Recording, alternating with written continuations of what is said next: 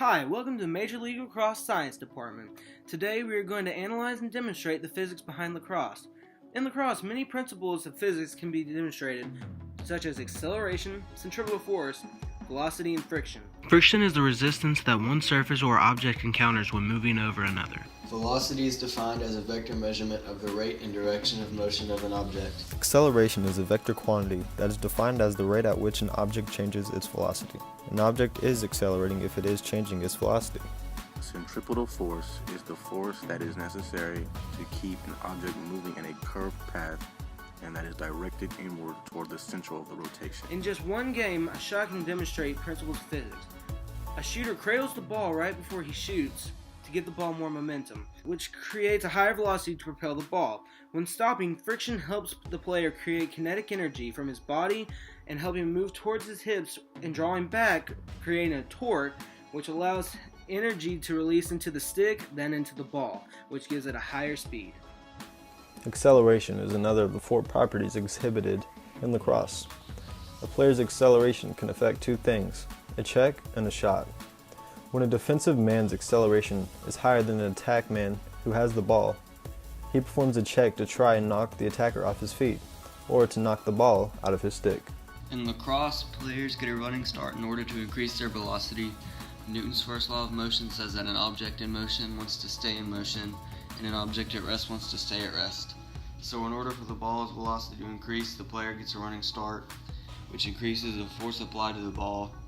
In this case, the ball will have the same force as the velocity of the hand plus the shoulder plus the elbow plus the body.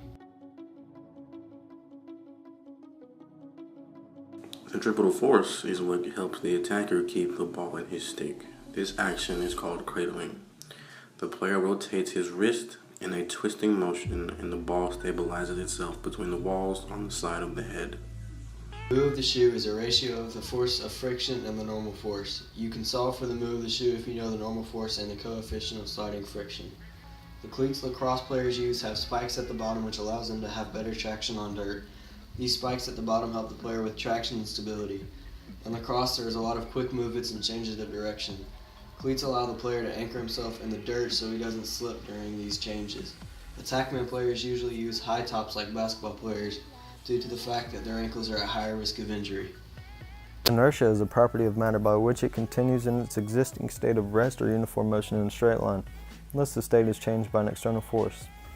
An object at rest will remain at rest until acted upon by an external force. In the case of lacrosse, the net cradles the ball, which connects to the stick before a player finally acts upon it. Because the weight of the ball is much smaller compared to the player, the ball is propelled with a great force. Gravity, the force that attracts a body toward the center of the earth or toward any other physical body having mass. For most purposes, Newton's law of gravity apply, with minor modifications to take the general theory of relativity into account.